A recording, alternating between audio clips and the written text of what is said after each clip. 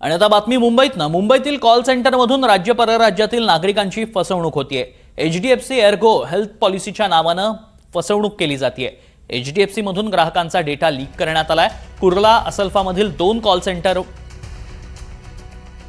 मुंबई पोलिसांनी छापा टाकलाय। आतापर्यंत 12 जण अटकेत आहेत, तर काही मुद्देमाल हस्तगत करण्यात आलाय। त्यामुळे एचडीएफसी मधून ग्राहकांना डेटा लीक झाल्याची माहिती आहे। कुर्ला असल्फामधील 2 कॉल सेंटरवर मुंबई पोलिसांनी छापा देखील टाकलाय। याचाच आढावा घेतला आमचे प्रतिनिधी ऋतिक गणकवार यांनी। तुमची पॉलिसी बंद पडलेली आहे, ती तुम्हाला पुन्हा सुरू करायची आहे का?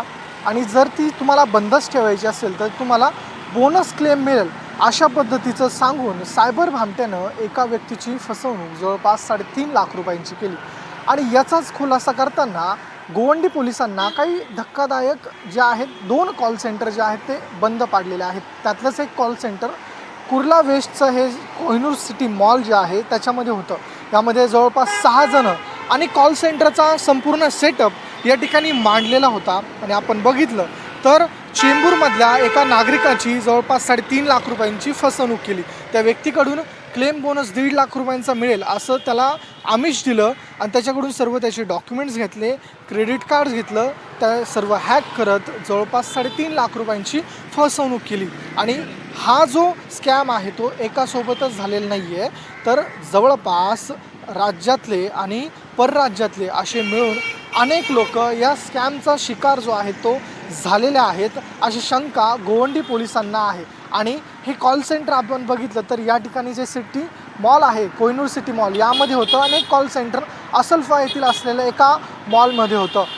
यामध्ये विशेष म्हणजे 12 लोकांना अटक करण्यात आलेली आहे 2 कॉल सेंटर उद्ध्वस्त करून।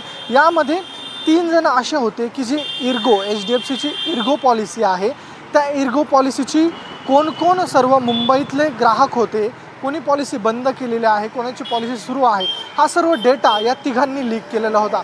त्यामुळं एचडीएफसीच्या इर्गो पॉलिसीचं जे मॅनेजमेंट आहे त्याच्यावरती देखील शंका उपस्थित होते, कारण की हा डेटा त्या सायबर भामट्यांपर्यंत त्यांनी पोहोचवला। एकंदरीत सर्व हे प्रकरण जे आहे ते संशयाच्या घेऱ्यात आहे। कोट्यवधी रुपयांची फसवणूक झाल्याची शंका या प्रकरणामध्ये आहे, कारण की राज्यातले आणि बाहेर राज्यांमध्ये देखील या सर्व कॉल सेंटरवाल्यांनी फोन केलेले होते, नागरिकांना ठगलं होतं। त्यामुळे आता गोवंडी पोलीस या संपूर्ण रॅकेटचा तपास करते आणि या रॅकेटमध्ये पुढे काय उघडकीस येतं हे पाहणं महत्त्वाचं ठरेल।